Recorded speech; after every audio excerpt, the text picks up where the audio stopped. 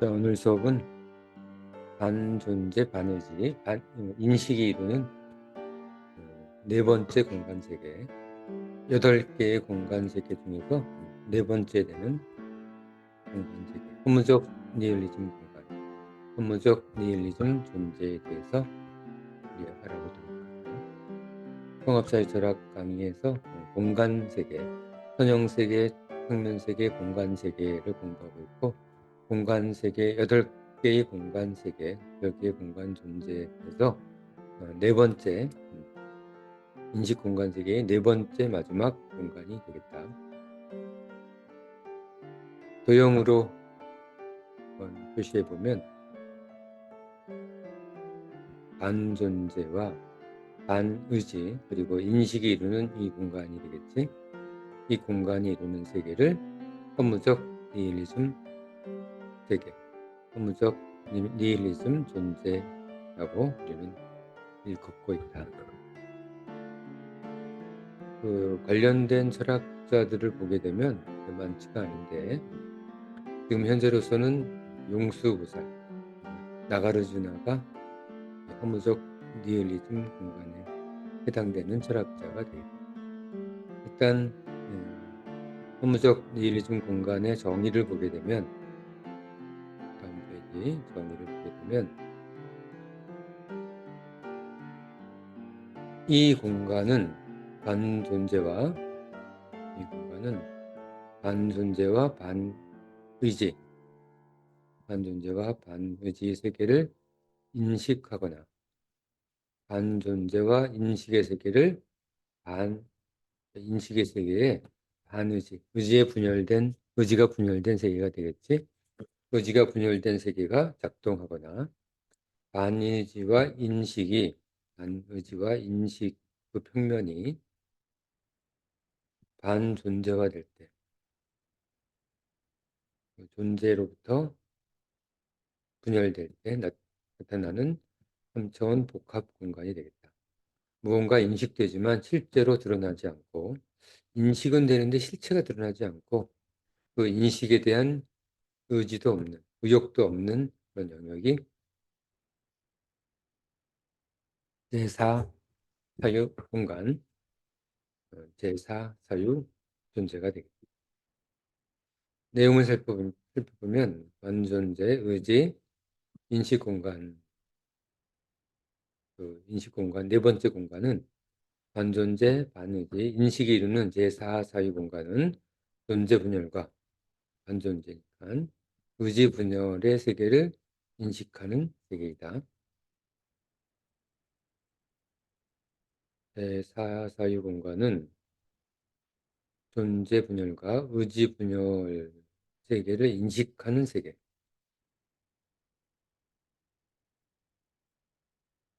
우리는 비실체적이며 반존재가 되겠지. 의지 적용에 무력한 분열된 상태를 인식하려는 경향이 있다. 이를 허무적 니힐리즘 공간으로 규정한다. 니체, 사르트르, 하이데거는 이를 극복하기 위해 실존적, 능동적 초극을 제안하기도 했다. 실존은 자기 자유의지를 가진 존재를 실존이라고 철학적으로 정의한다. 표현하면 허무적 니힐리즘 공간은 의지작용에 무력한 반의지적인 공허연은 반존재지, 공허연 반존재 세계가 깊이 인식됨으로써 공간화되는 세계. 반의지와 반존재가 인식됨으로써 공간화되는 세계다. 공은 현재에 없는 존재를 공이라 하고, 허는 과거에 있었으나 지금 없는 존재를 허라 하고, 연은 미래에 아직 없는 존재를 연이라고 한다. 공은 현재에 있는 것 같은데 없는 존재. 예를 들면 이런 거라고 그랬지. 여기 선생님 손 위에 볼펜이, 선생님 손 위에 자가 있는데 이 자가 있기 때문에 이 자를 치우게 되면 이 안에 자가 없는 상태가 우리가 인식 상태를 인식할 수 있게 되겠지. 자가 있음으로 해서 현재 자가 없는 것을 인식하는 상태. 그 상태가 공의 상태가 되겠다. 이 공간은 반존재, 이 공간은 반존재와 반의지의 평면 세계를 인식하거나 반존재와 인식의 세계에 반의지가 작용하거나 반의지와 인식이 이루는 평면 세계가 반존재화 될 때 만들어지는 복합적 공간이다. 서두에서 선생님이 얘기했던 그 내용이지. 무엇인가 인식되지만 실제로 표출되지 않고, 그림을 한번 다시 봐볼까? 그림으로 보면 반존재와 반의지가 인식될 때 나타나는 공간, 반존재와 인식이 반의지화될 때 나타나는 공간, 마지막으로 인식과 반의지가 이루는 이 평면이 반존재화될 때, 존재가 될 때 나타나는 공간, 나타나는 존재가 허무적 니힐리즘 공간이라고 할 수 있다. 니힐리즘이라고 하면 뭔가 있어야 될 게 없는 거야. 우리 시대 정신, 우리 시대의 철학, 자신의 가치, 자신의 도덕적 성향. 분명히 무언가 자기 철학에 있어야 되는데 이게 사라진 진공 상태와 같은 아무것도 없는 상태. 무언가 있어야 되는데 없는 그런 상태를 니힐리즘 상태라고 한다. 지금 우리 현대 사회에서는 아주 강렬하게 그 젊은이들을 중심으로 나타나는 그런 현상이 되겠다. 자, 무엇인가 인식되지만 실체가 표출되지 않고, 그러니까 니힐리즘이지, 니힐리즘. 인식에 대한 의지가 있는 것도 아니고, 우리 인간 일반, 우리 사람들에게 새로운, 그래서 사유공간이 되는 거야. 지금까지 잘 인식되지 않았던 사유공간, 지금까지 우리 존재로서 잘 파악되지 않았던 우리의 존재, 새로운 존재가 되겠다. 이 세계에 대한 고찰은 오랜 시간을 두고 해야 할 얘기다. 선생님이 이걸 다 완성하지 못할 것 같으니까, 여러분, 이 통합사회 철학을 공부하는 여러분이 선생님 뒤를 이어서 이 통합사회 철학을 완성해 주기를 바란다. 이 세계에 대한 고찰은 오랜 시간을 두고 해야 할 일이다. 우선 사유전환에 대해서 우리 생각해 보자. 사유전환. 모든 사유 공간은 전환의 과정을 포함한다. 사유세계가 공간화되었을 때, 종합적 사유가 되었을 때, 공간화되었을 때, 평면이 공간화되거나 직선 선형세계가 공간세계가 되었을 때 평면 사유 세계로부터 사유가 전환되는 것은 제한적이다. 즉 반의지가 작용하는 평면으로부터 의지의 평면으로 전환하기 위해서는 전면세계와 후면세계, 경계 평면을 반드시 고쳐야 된다. 이건 그림으로 보는 게 맞다. 여기 의지와 반의지가 의지의 세계가 의지의 세계를 포함하는 평면으로 전환하기 위해서는 뭔가 이게 인식, 반존재, 반인식, 존재가 이루는 수직 평면의 벽을 건너가야 된다는 거야. 너쪽 전면 세계, 의지의 세계가 전면 세계라고 그랬지? 그 전면 세계로부터 반인지의 세계, 후면 세계로 넘어오기 위한 이 벽, 수직 벽을 점프해야 한다.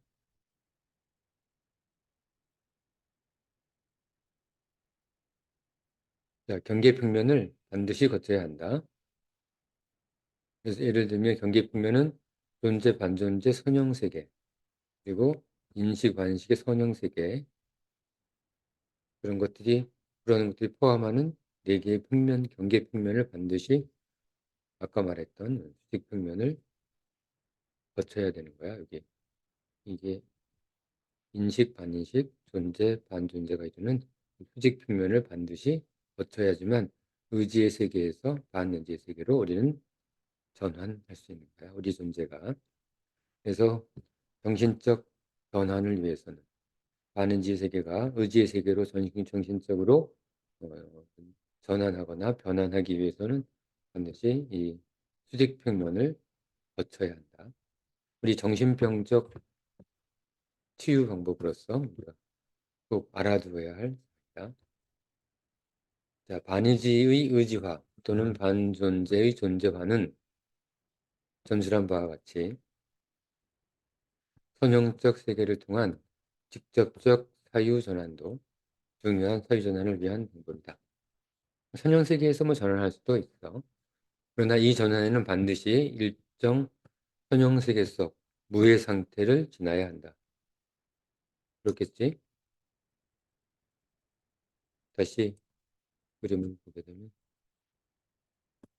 의지에서 반의지로 가기 위해 이 선형 세계에서 전환하기 위해서는 무의 세계를 반드시 거쳐야 하고 존재에서 반존재로 가기 위해서는 반드시 무의 세계를 거쳐야 하고 마찬가지로 인식에서 반인식으로 가기 위해서는 무의 세계를 거쳐야 한다.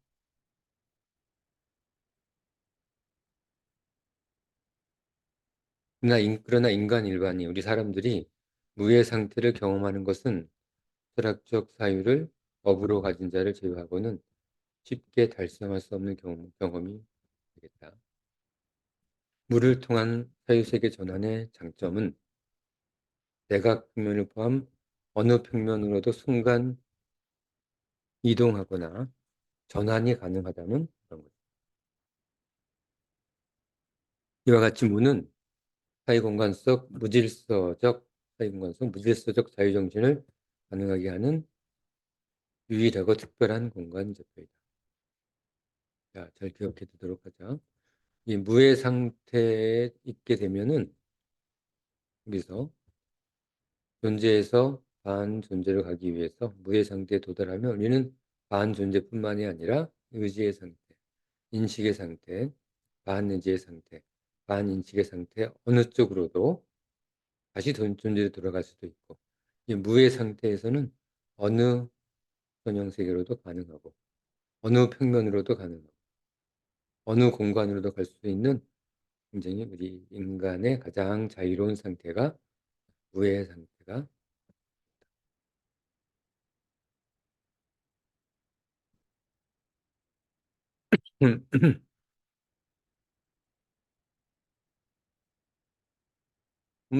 허무적 니힐리즘 공간으로부터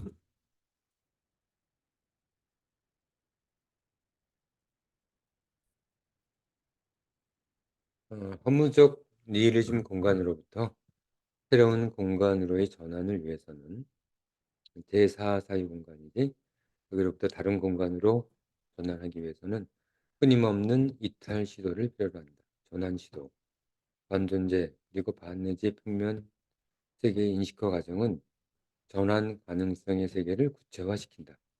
어떤 실체, 특성도 없고 의지 적용도 무력한 세계는 반존재 반의지지 인간을 스스로 또 다른 나를 창조하는 자기 이탈로의 주체적 자기 이탈 얘기다. 주체적 자기 이탈. 그럼 몰고 가는 본능적 동인으로도 역할을 수행할 수 있다는 거야. 그러니까 이 허무적 니힐리즘 공간이 자기 이탈로 갈 수 있는 어떤 동인으로 작용할 수도 있다는 얘기지. 이에 대한 인식 작용을 통하여 전술한 바와 같이 새로운 세계로의 전환을 성취할 수 있다. 자신의 의지 분열과 존재 분열 현상을 인식하지 못한다면 우리 인간의 자기 이탈에 대한 시도는 있을 수 없다. 물론 전제 조건은 인식 작용이 존재되어야 한다. 그러므로 인식의 선형 세계는 자기 이탈의 근원이며 자기 이탈 과정 중 대부분 포함된다. 즉 반존재와 반의지의 평면세계에서 전설한 바와 같이 사유의 전환 가능성이 사유된과 동시에 자기 이탈을 통하여 그 전환은 실제 성취될 수 있다는 거야.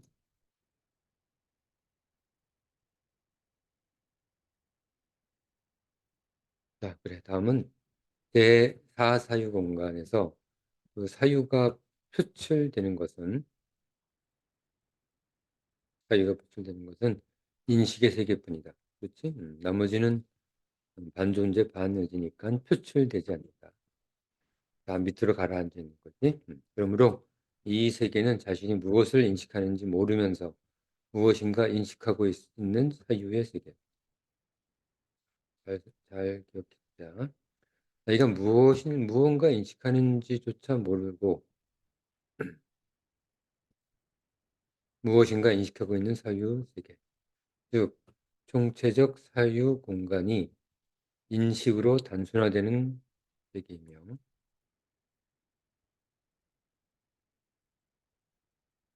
따라서 이를 인식 사유 공간으로 규정하기도 합니다.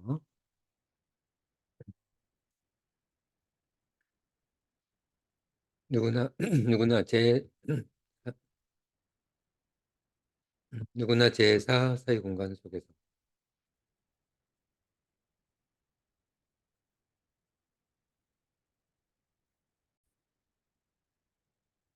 자, 누구나 제4 사유 공간 속에서 무엇인가를 단순 인식하고 있는 경험은 적지 않다. 그냥 무엇인지, 무엇을 생각하는지, 무엇을 의지하고 있는지조차도 모른 채 인식하고 있는 경험. 일반 철학 측에는 지금까지 이 상태를 의미 있게 생각하지 않았다.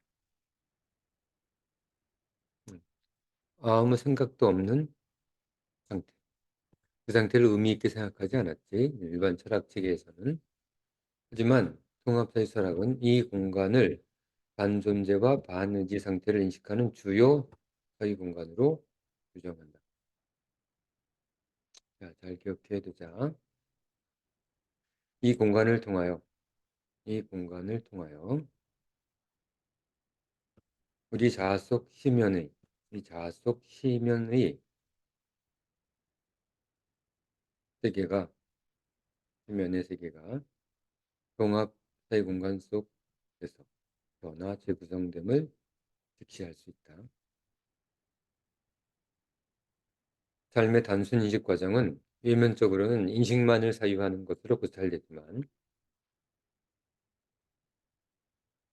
사실은 우리의 의지와 무관하게 반존재, 즉 공허연의 세계를 인식하는 상태이다. 그치? 이게 반존재니까 아무것도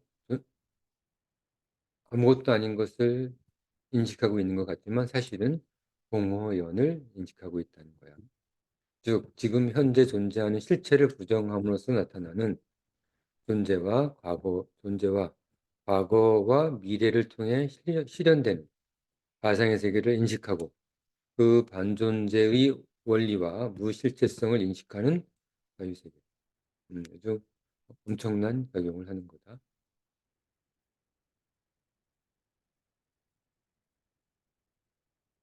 이는 의지와 무관하게 거기도 반의지까지 작용하기 때문에 의지와 무관하게 우리가 일정한 세계를 가정하고 그것을 사유할 때 생성되는 사유세계이기도 하다. 공상의 세계가 제4 사유 공간의 한 예를 보여준다. 예를 들면 공상,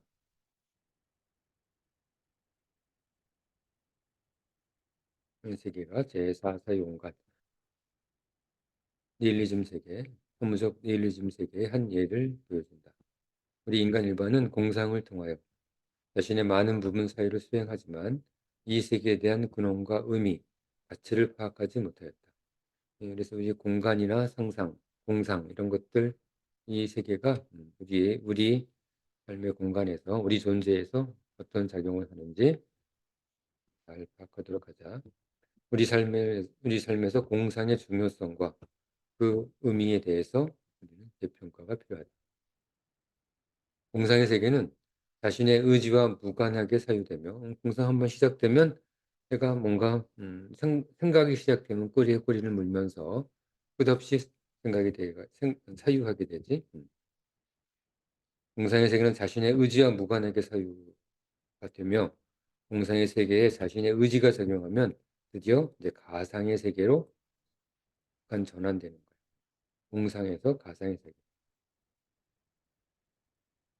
즉 인간의 공상은 자신의 반의지 세계 속에서 반존재가 인식될 때 나타나는 사유 공간이다.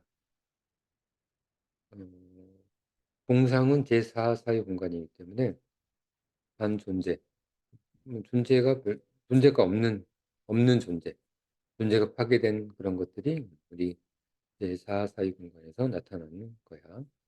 이때 반존재의 근원은 존재이므로 존재와 연관성을 가지고 사유할 수 있다.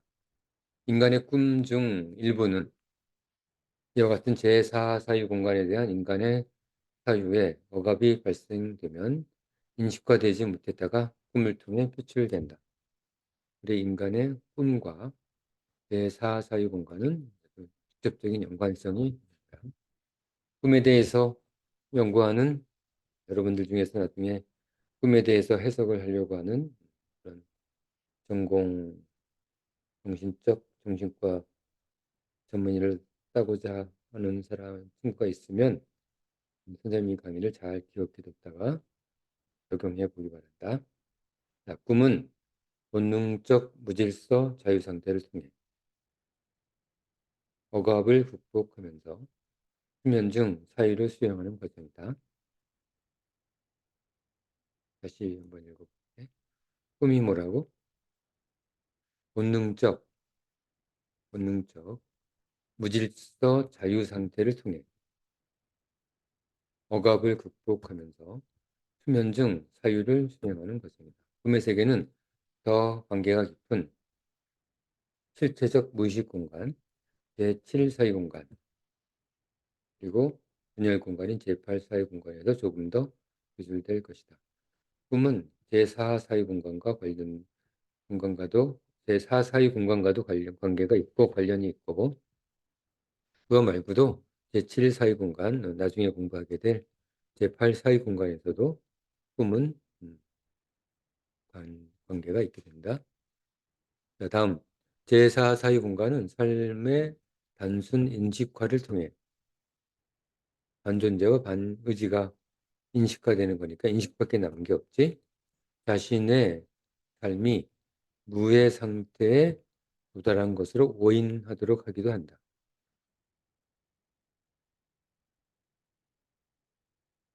이게 존재도 없고 의지도 없으니까 자기가 마치 무의 상태에 도달한 것처럼 인식되는 거야. 이건 절대 오해다.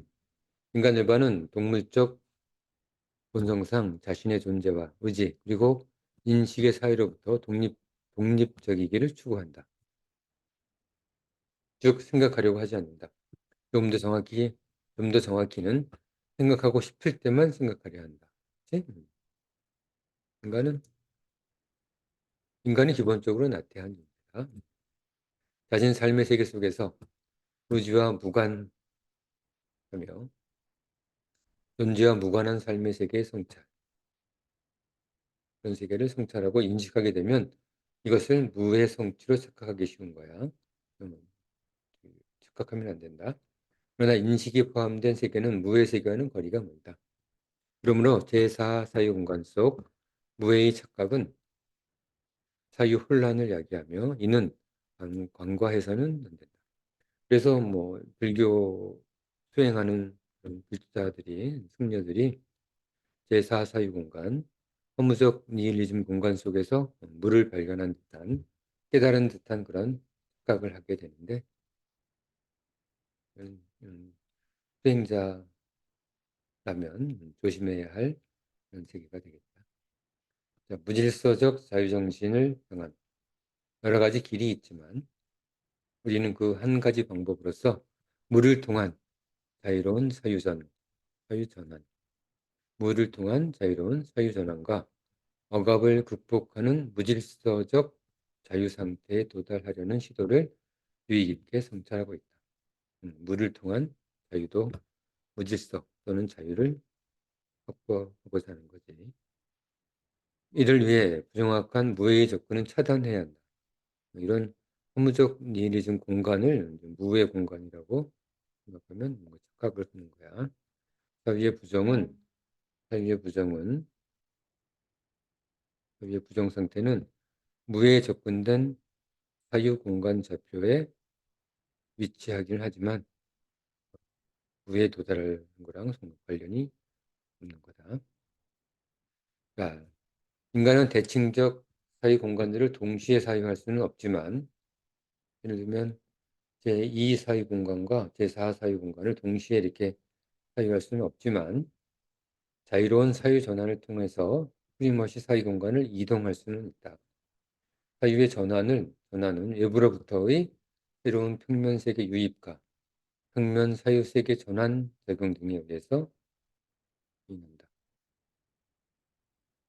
예를 들면 우리가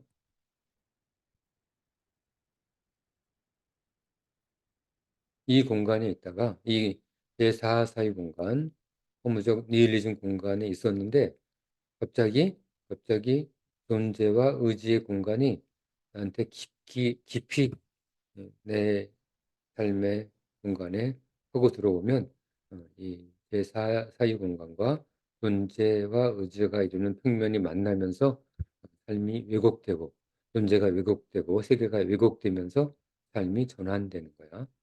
존재와 의지가 포함된 세계라는 것은 예를 들면 욕망 같은 거지. 욕망. 실체적 욕망. 뭐 육체적 욕망도 좋고 무언가 하려는 욕망도 좋고 어떤 쾌락을 위한 욕망도 좋고 그런 술을 마시면서 뭔가 되게 쾌락적 즐거움을 위한 욕망 이런 것들이 내 어떤 공간에 파고 들어가면 삶이 왜곡되고 존재가 왜곡되면서 새로운 공간, 새로운 존재로 탄생하게 되는 거다. 그게 공간 세계에서의 사유 전환이 되는 거야.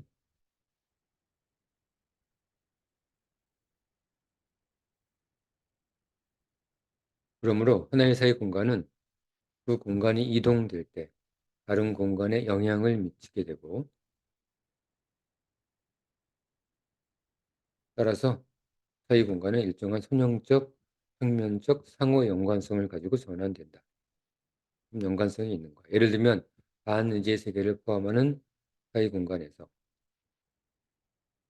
반의지, 즉 의지의 분열 현상은 의지를 포함하는 사이 공간으로 이동 전환 시에도 새로운 사이 공간 속 의지 작용을 약화시키거나 또는 부정한다.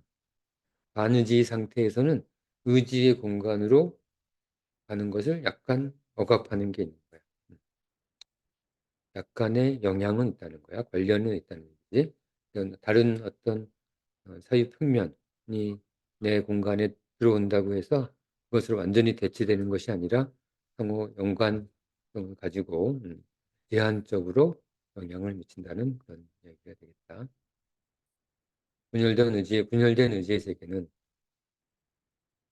분열된 의지의 세계는 반의지가 되겠다. 반존재의 근원이 존재하듯이 반의지의 세계는 의지의 그 근원이 있다. 반존재는 예를 들면 아까 공의 상태, 이 자가 있기 때문에 자가 없는 게 존재하듯이 자가 있기 때문에 자가 없는 게 존재하듯이 우리는 의지가 있기 때문에 반의지가 형성되는 거야. 우리가 뭔가 하려는 욕구, 욕망, 희망이 있기 때문에 거기에 대한 절망이 생기는 거다. 우리가 희망이나 욕구, 욕망이 없다면 절망도 없겠지. 실망이나 절망도 없는 거야. 욕구가 없다면, 희망이 없다면 절망, 뭐 절망이나 음, 그런 것들이 없겠지, 그치? 그래. 세계 전환, 세계 공간 전환 과정을 거쳐 의지의 세계를 포함하는 공간으로 전환되었을 때 새로운 사회 공간을 전환시킨다. 진열된 의지의 세계는 의지의 세계는 의지의 세계를 포함하는 공간으로 전환되면 새로운 공간을 새 공간을 변형시키게 되겠지. 우리가 새로운 변환 공간에서 자유로운 사유를 시작하기 위해서는 이 변형으로부터 독립적이어야 한다. 약간의 영향을 받는 거야. 반의지 상태에서 의지, 의지와 의지를 포함된 평면이나 공간이 들어왔을 때 반의지의 영향으로 의지 공간이 왜곡되고 찌그러지는 거지. 우리 존재가 찌그러지는 거야. 존재의 찌그러짐이라고 한다. 얘는 정적 사유의 시간과 그 힘을 필요로 한다. 약간의 음, 정적인 시간이 필요로 한다. 즉 사유세계가 상호 연관성을 가지고 전환되기 때문에 인간 일반은 모든 사유세계를 항상 자신의 의지에 따라 이끌도록 노력해야 한다. 그래서 반의지 상태에 우리는 빠지지 않도록 조심해야 하는 거지.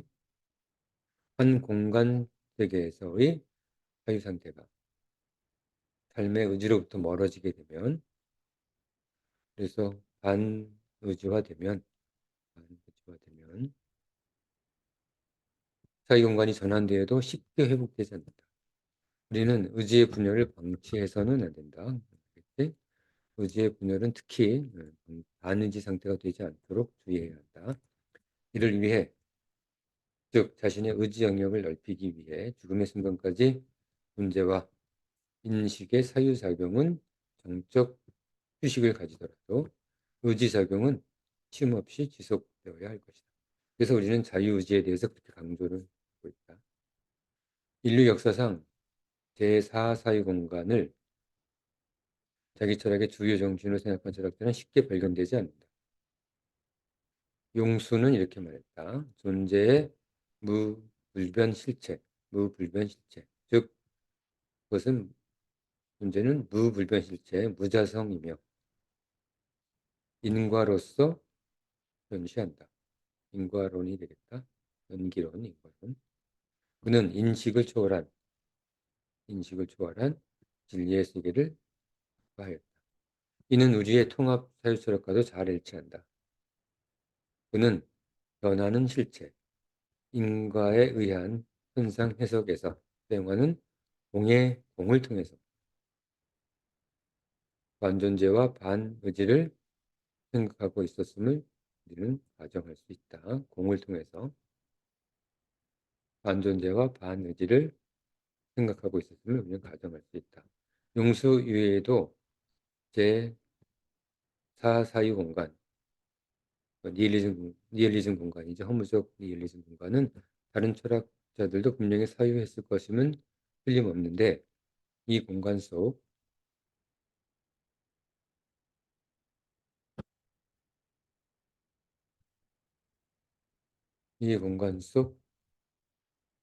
더 많은 세계 정신을 발견하지 못한 것은 다른 철학자들이지 저자 선생님의 능력이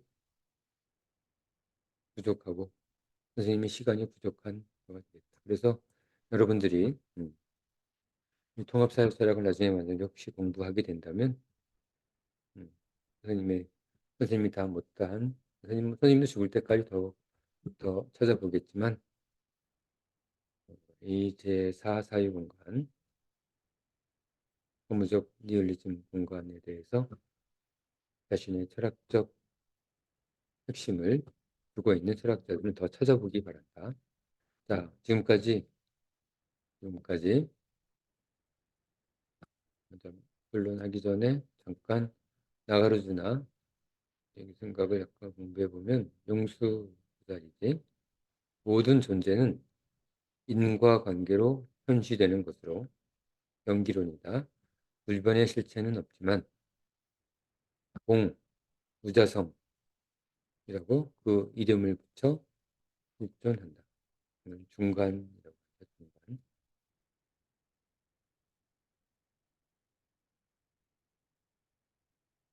자, 그래서 마지막 결론 부분으로 지금까지 인식세계가 구성하는 네 가지 삶의 공간들을 양의 공간 세계지 소유하였다.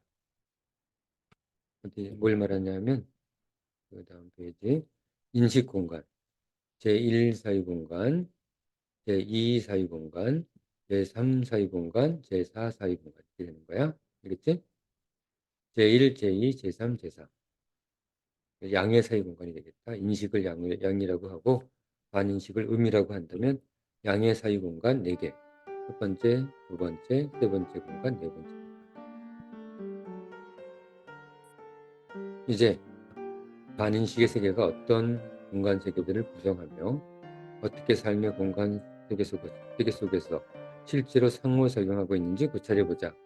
자, 이제는 인식 공간을 다 마쳤으니까 반인식 공간이 이루는 4개의 공간, 이 공간, 이 공간, 이 공간, 이 공간 8개의 공간에 대해서 더 사유해 보도록 하자. 자, 오늘 수업은